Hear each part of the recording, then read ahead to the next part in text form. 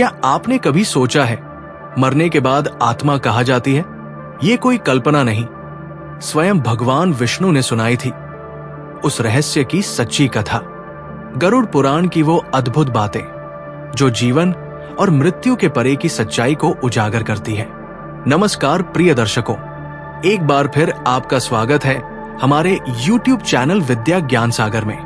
प्रिय दर्शकों, आज हम एक नई कहानी, एक नया वीडियो लेकर आपके समक्ष उपस्थित हुए हैं। आज की जो कथा है वो अत्यंत ज्ञानवर्धक और प्रेरणादायक है। कथा आरंभ करने से पहले आपसे एक विनम्र निवेदन है।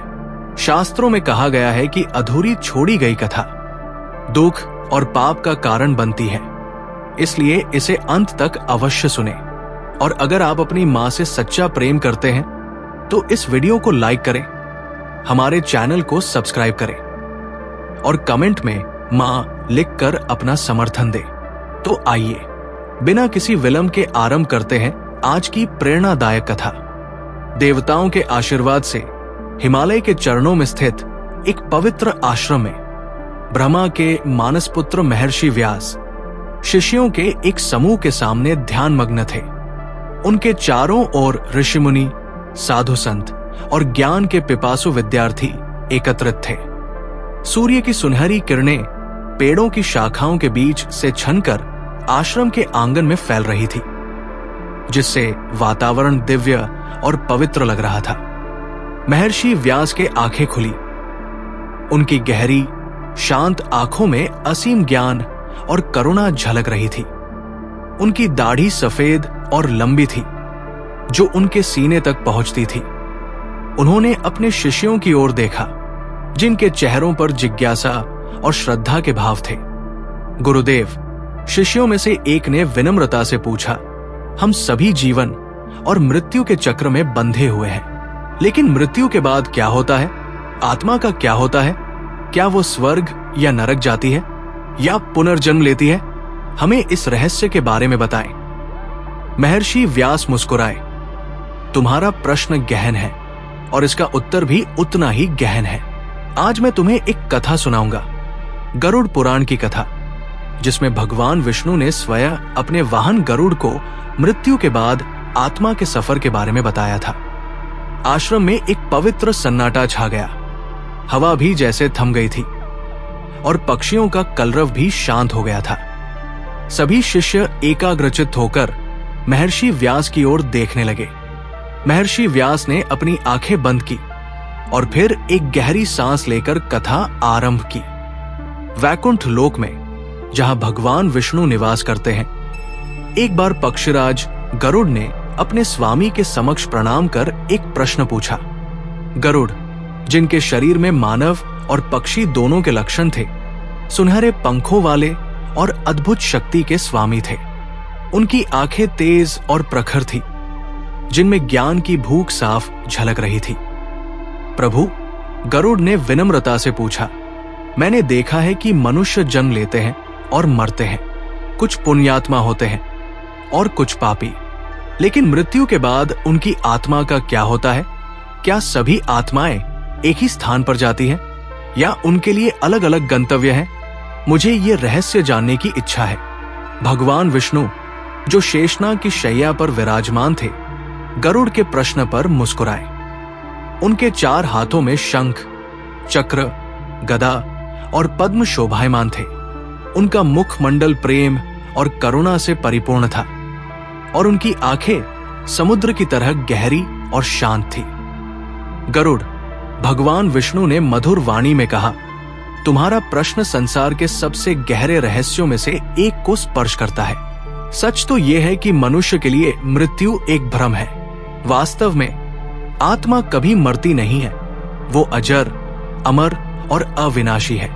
जैसा कि गीता में कहा गया है, न जायते म्रियते व कदाचिन, आत्मा न कभी जन्म लेती है न मरती है। भगवान विष्णु ने आगे कहा, फिर भी भौतिक शरीर से आत्मा के प्रस्थान के पश्चात उसकी एक यात्रा होती है जो उसके कर्मों के अनुसार निर्धारित होती है।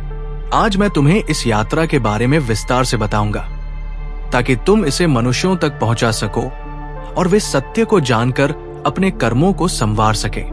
गरुड़ के नेत्र आदर और उत्सुकता से चमक उठे।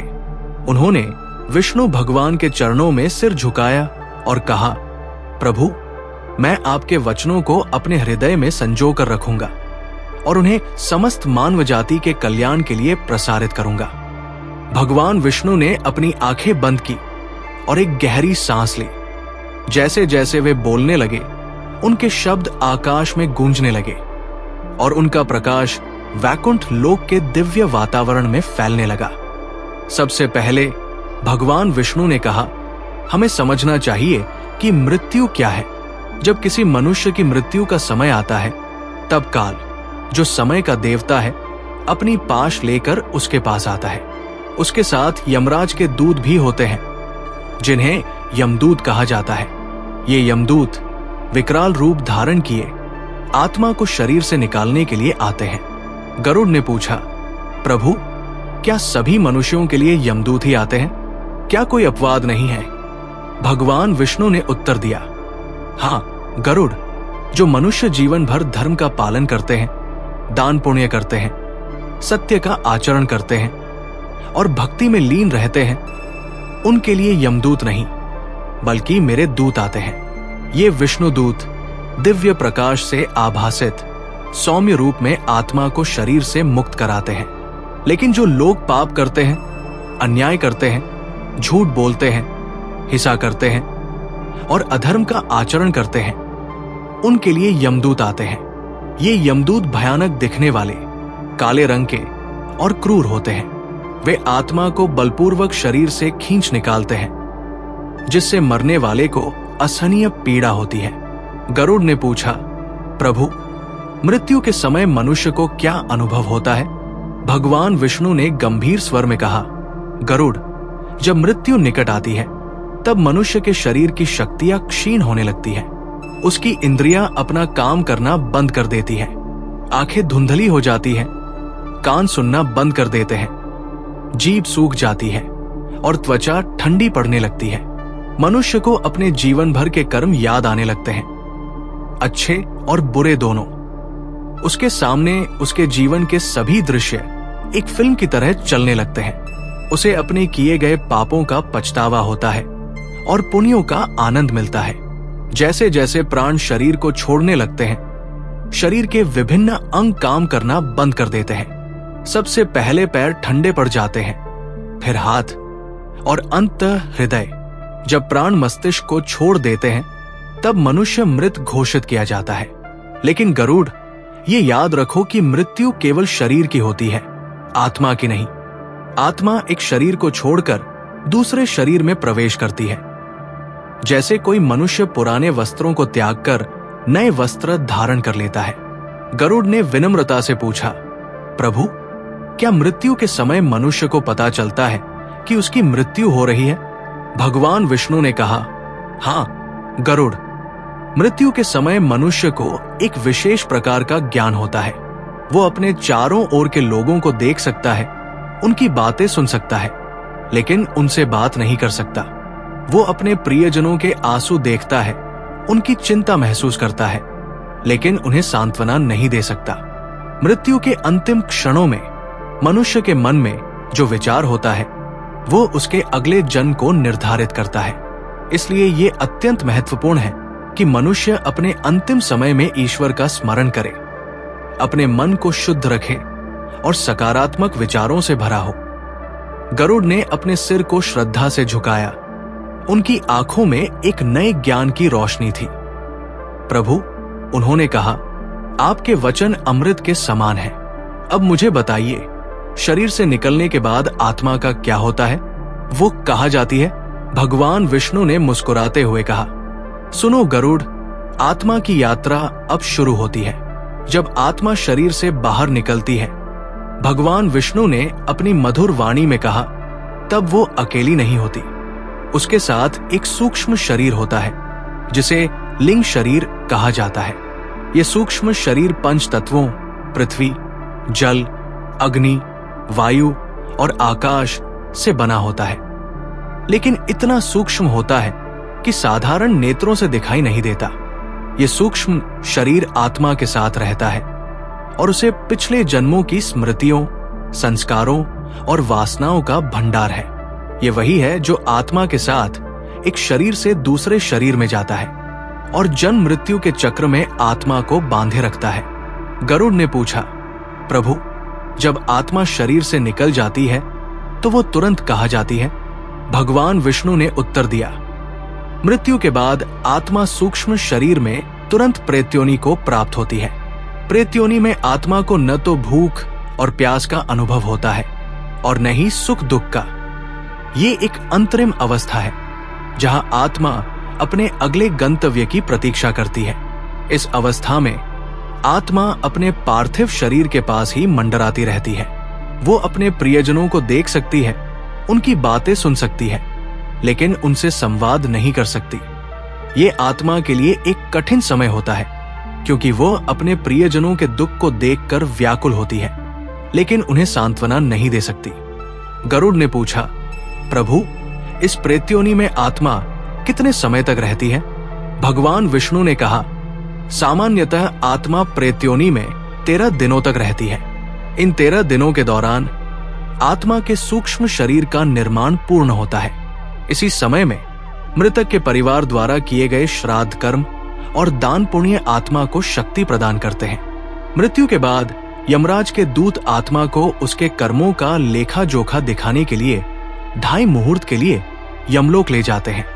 फिर आत्मा को 24 घंटे के लिए पृथ्वी पर वापस लाया जाता है और उसके कर्मों का एक बार फिर मूल्यांकन किया जाता है। इसके बाद 13वें दिन आत्मा को यमलोक की यात्रा के लिए तैयार किया जाता है। गरुड़ ने पूछा, यमलोक तक पहुंचने के लिए आत्मा को कैसी यात्रा करनी पड़ती है? भगवान विष्णु ने गंभीरता से कहा, गरुड़, ये यात्रा अत्यंत कठिन है। आत्मा को 86,000 योजन की दूरी तय करनी पड़ती है। इस यात्रा में आत्मा को घने जंगलों, ऊंचे पहाड़ों और विशाल मरुस्थलों से होकर गुजरना पड़ता है। रास्ते में उसे भयंकर गर्मी, ठंड और तूफानों का सामना करना पड़ता है। लेकिन यात्रा का सबसे भयानक हिस्सा वैतरणी नदी को पार करना है।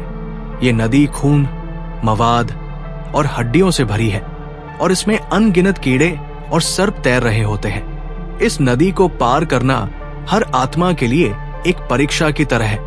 गरुड़ के चेहरे पर चिंता के भाव दिखाई दिए।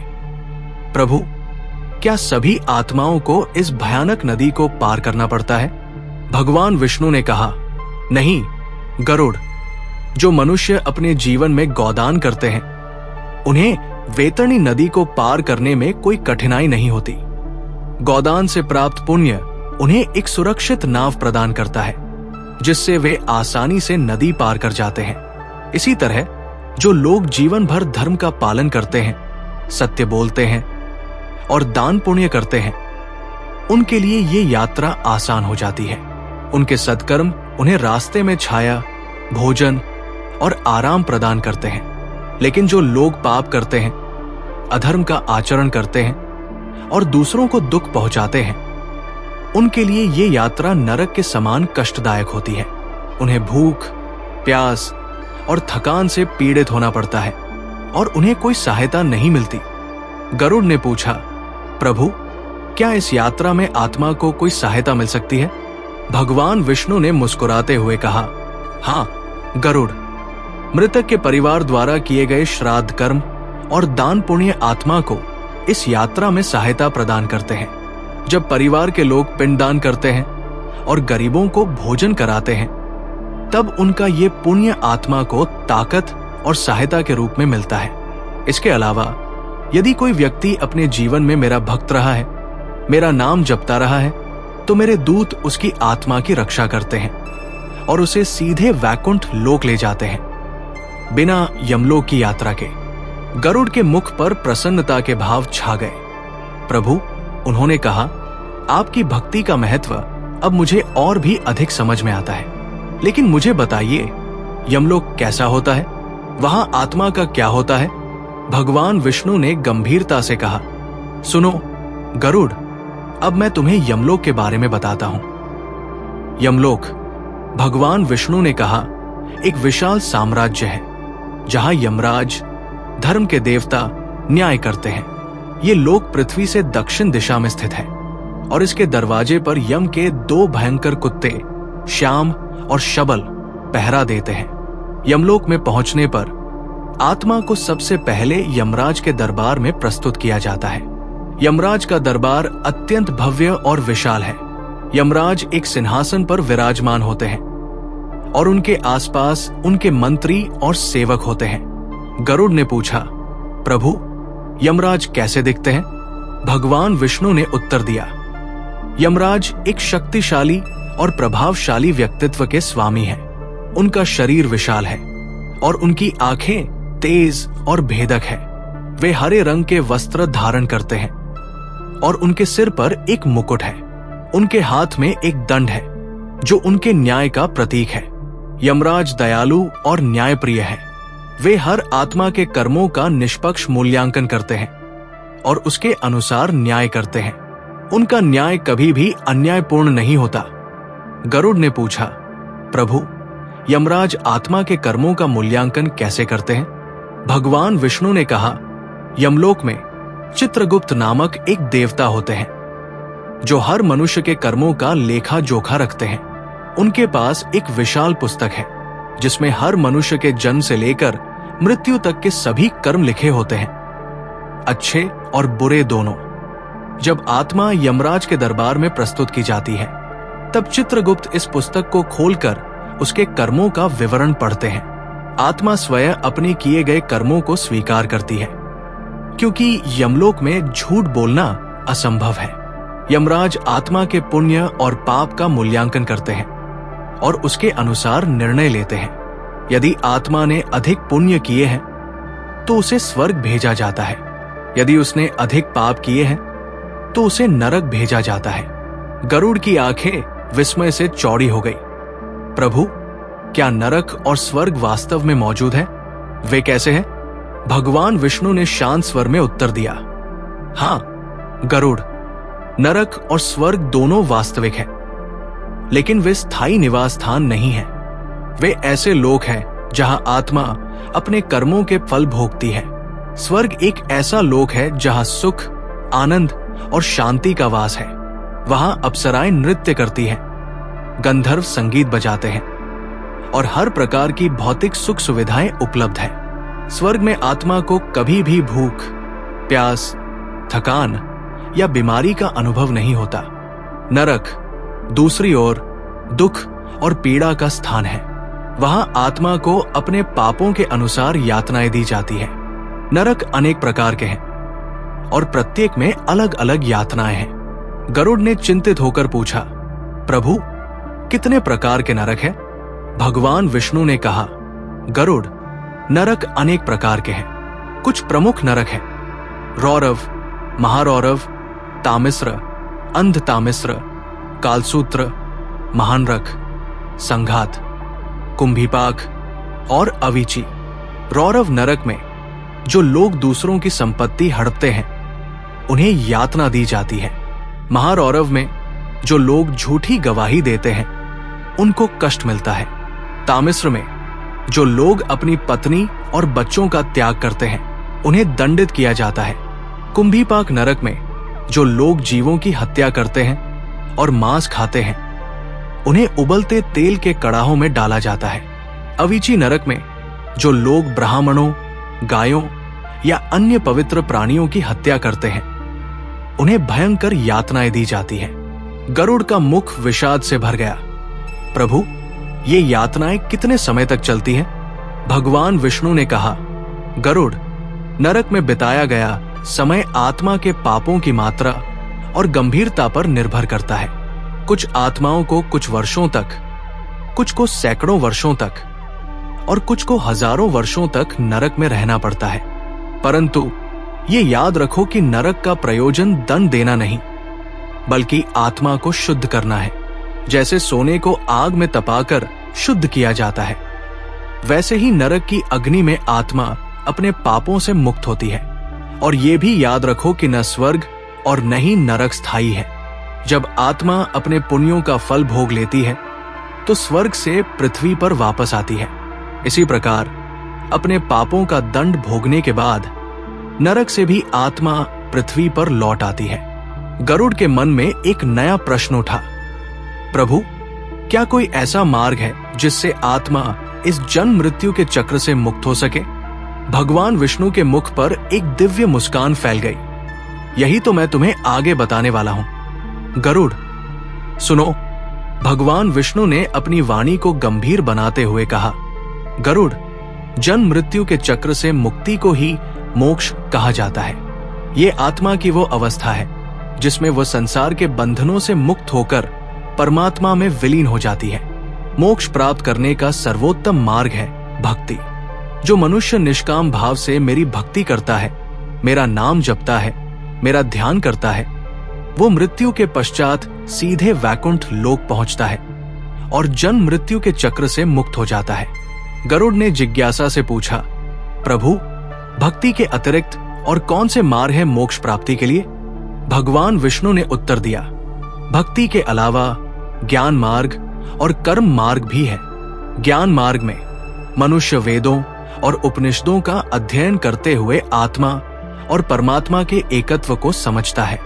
वो अहं ब्रह्मास्मि, मैं ब्रह्मा हूं का अनुभव करता है। कर्म मार्ग में मनुष्य निष्काम भाव से अपने कर्तव्यों का पालन करता है। वो फल की इच्छा किए बिना समर्पण भाव से कर्म करता है। ऐसा मनुष्य कभी भी कर्मों से बंधता नहीं है और अंततः मोक्ष प्राप्त करता है। लेकिन ये सभी मार्ग एक ही लक्ष्य की ओर ले जाते हैं, परमात्मा के साथ एकाकार होना। जो मार्ग किसी व्यक्ति के स्वभाव और रुचि के अनुकूल हो, वही उसके लिए सर्वोत्तम है। गरुड़ ने विनयपूर्वक प्रश्न किया, प्रभु, क्या आप कुछ ऐसे सरल उपाय बता सकते हैं जिनसे मनुष्य मृत्यु के बाद अच्छी गति प्राप्त कर सके? भगवान विष्णु मुस्कुराए, निश्चय ही गरुड़, मैं तुम्हें कुछ ऐसे उपाय बताता हूं जो सरल होते हुए भी अत्यंत प्रभावशाली है। पहला है गौ सेवा।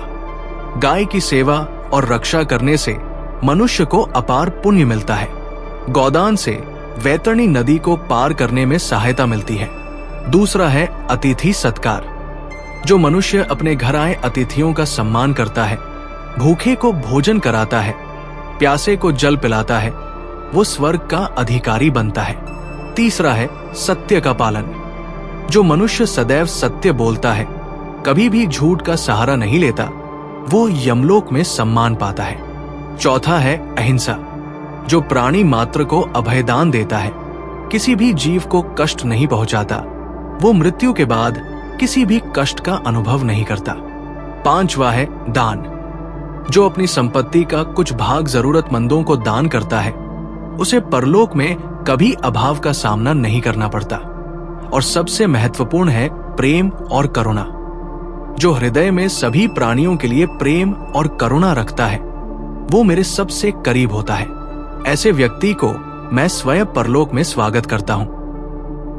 गरुड़ के नेत्र भक्ति से छलक उठे, प्रभु, आपके वचन अमृत के समान है। अब मुझे एक अंतिम प्रश्न का उत्तर दीजिए। क्या पितरों के लिए किए गए श्राद्ध कर्म उन्हें वास्तव में पहुंचते हैं? भगवान विष्णु ने गंभीरता से कहा, गरुड़, ये एक महत्वपूर्ण प्रश्न है। हाँ, पितरों के लिए किए गए श्राद्ध कर्म उन्हें अवश्य पहुंचते हैं, लेकिन इसके लिए श्राद्ध विधिवत और श्रद्धा पूर्वक किया जाना चाहिए। श्राद्ध कर्म, पिंडदान, तर्पण और दान पुण्य से पितरों को तृप्ति मिलती है और वे अपने वंशजों को आशीर्वाद देते हैं। इन कर्मों से पितरों को परलोक में शांति मिलती है और उनकी आत्मा को तृप्ति मिलती है। श्राद्ध सबसे अधिक प्रभावशाली तब होता है जब वह गया में, कुरुक्षेत्र में या गंगा के तट पर किया जाता है। वहां किया गया श्राद्ध पितरों को अक्षय तृप्ति देता है। लेकिन याद रखो गरुड़, श्राद्ध का महत्व केवल कर्मकांड में नहीं है। इसका वास्तविक महत्व पूर्वजों के प्रति श्रद्धा और सम्मान में है। जो व्यक्ति अपने जीवित माता पिता की सेवा नहीं करता, वो श्राद्ध करके भी पितरों को संतुष्ट नहीं कर सकता। गरुड़ ने प्रश्न किया, प्रभु, क्या श्राद्ध न करने से पितरों को कष्ट होता है? भगवान विष्णु ने उत्तर दिया, हाँ गरुड़, यदि पितरों के लिए श्राद्ध न किया जाए तो वे प्रेत्योनि में भटकते रहते हैं। उन्हें भूख और प्यास से पीड़ित होना पड़ता है और वे शांति प्राप्त नहीं कर पाते। इसलिए प्रत्येक मनुष्य का यह कर्तव्य है कि वो अपने पितरों के लिए श्राद्ध करे, उनका ऋण चुकाए और उन्हें शांति पहुंचाए। ये पितरी ऋण चुकाने का मार्ग है। गरुड़ मनुष्य जन्म लेते ही 3 ऋणों से बंध जाता है: देव ऋण, ऋषि ऋण और पितृ ऋण। देव ऋण यज्ञ और पूजा से, ऋषि ऋण वेदाध्ययन और ज्ञान प्राप्ति से, और पितृ ऋण संतान उत्पन्न करके और श्राद्ध करके चुकाया जाता है। जब तक मनुष्य इन तीनों ऋणों से मुक्त नहीं होता, तब तक उसे मोक्ष की प्राप्ति नहीं होती। गरुड़ ने विनम्रता से पूछा, प्रभु, श्राद्ध के अलावा और कौन से कर्म हैं जिनसे पितरों को शांति मिलती है? भगवान विष्णु ने कहा, श्राद्ध के अतिरिक्त पवित्र स्थानों पर स्नान करना, गरीबों को भोजन कराना, गौदान करना और मेरा भजन करना, ये सभी कार्य पितरों को शांति पहुंचाते हैं। विशेष रूप से एकादशी के दिन उपवास रखना और द्वादशी के दिन ब्राह्मणों को भोजन कराना अत्यंत पुण्यदायक है और पितरों को परम शांति प्रदान करता है। और हाँ, मेरे नाम का जप करना, राम, कृष्ण, नारायण, गोविंद अभी पितरों के उद्धार का महान साधन है। मेरे नाम का एक बार जप करने से जो पुण्य मिलता है वो हजारों श्राद्धों से भी अधिक है। गरुड़ ने अंतिम प्रश्न पूछा, प्रभु, इन सभी कर्मकांडों और अनुष्ठानों के पीछे गूढ़ सत्य क्या है? क्या कोई सरल मार्ग है जिससे मनुष्य इस जन्म मृत्यु के चक्र से मुक्त हो सके?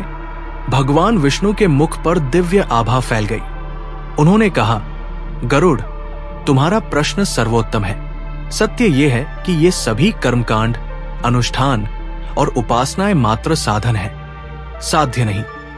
वास्तविक सत्य यह है कि आत्मा और परमात्मा एक ही है। ब्रह्मा और आत्मा में कोई भेद नहीं है। ये द्वैत का भ्रम ही संसार है और इस भ्रम से मुक्ति ही मोक्ष है। सबसे सरल मार्ग है प्रेम का मार्ग। निष्काम प्रेम, निस्वार्थ प्रेम, शुद्ध प्रेम। जो मनुष्य सभी प्राणियों में मुझे देखता है और सबसे प्रेम करता है, वह मुझसे कभी दूर नहीं होता। और याद रखो गरुड़, मृत्यु मात्र एक परिवर्तन है, अंत नहीं। जैसे सूर्य अस्त होकर पुनः उदय होता है, वैसे ही आत्मा एक शरीर छोड़कर दूसरा धारण करती है। जो मनुष्य इस सत्य को समझता है वो मृत्यु से कभी नहीं डरता। वो जानता है कि मृत्यु मात्र एक द्वार है जिसके पार वो परमात्मा के और करीब पहुंचता है। भगवान विष्णु ने अपनी बात समाप्त की और गरुड़ को आशीर्वाद दिया। गरुड़, तुम इस ज्ञान को मानव जाति तक पहुंचाओ ताकि वे मृत्यु के भय से मुक्त हो सके और जीवन का सच्चा अर्थ समझ सके। गरुड़ ने विष्णु भगवान के चरणों में सिर रखा और कहा, प्रभु, आपका अनंत धन्यवाद। आपने मुझे इस महान रहस्य से अवगत कराया है। मैं इस ज्ञान को समस्त मानव जाति तक पहुंचाऊंगा। प्रिय दर्शकों, इस प्रेरणादायक कथा के बारे में अपने विचार हमें कमेंट्स के माध्यम से जरूर बताएं।